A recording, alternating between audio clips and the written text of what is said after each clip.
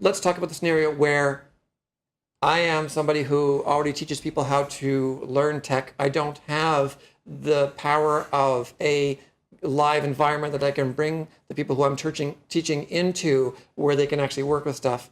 What do I do to start doing that? So one thing you do is you can go into our lab environment. Right now, this documentation lives under admin on the tab for integrations. You can find there's a link to our API documentation. I'm showing you Lab on Demand because I'm talking about Lab on Demand. We also have APIs for the TMS. So we support extensions and people calling into our platform and doing cool things with it via APIs. And so there is a document, and so you can see the URL. It's labondemand.com/API documentation/V3, because we're currently on V3. And we'll have a link to that as well with the recordings when they're available. That's right. And so when you look at that, you can go through and you can see all the different APIs that we have. It talks about how you can reference your key. You need an API key to call into it because it's secure. And so you have to have an account with us. And then you can call in and do all sorts of things, launching labs, managing the state of your lab, canceling it, saving it, resuming it. So you can do integrations where you control the current state or the current life cycle the lab is in. Sending notifications. Maybe from your environment, you want to send a notification into the lab at a certain point for one reason or another. There's a lot of APIs that you can do that you can integrate with to manage. And these are the APIs I mentioned, the previous employer I had where I was working with Lab on Demand.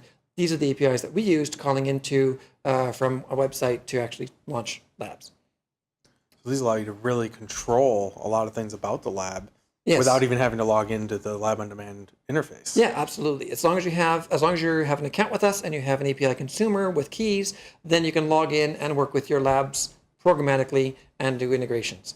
And that's raw APIs. So if inside of each one of these, if I click on launch, these are just this is the documentation about the parameters. These are REST APIs. These tell you what kind of response you might get, and so you can work with these APIs at the REST level, and that's fine.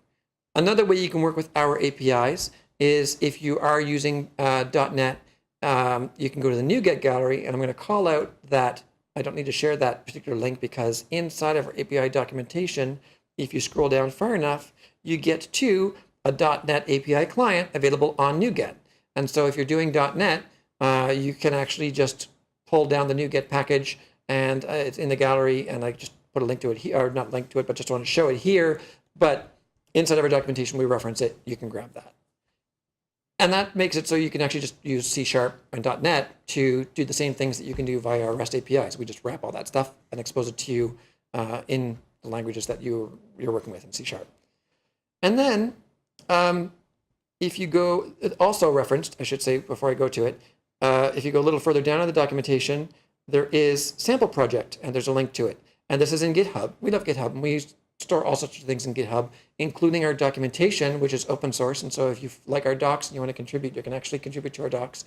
And we store this API demo sample repository. And if you flip in there and you scroll down, you can find there is a MVC sample, and there are some web parts, and it talks you through that, talks about the NuGet package again, and you can take a look at how to use this sample, reading through the documentation that's available on this site. And so if I go into the MVC sample, then I can see all the codes there, and there's a README as well.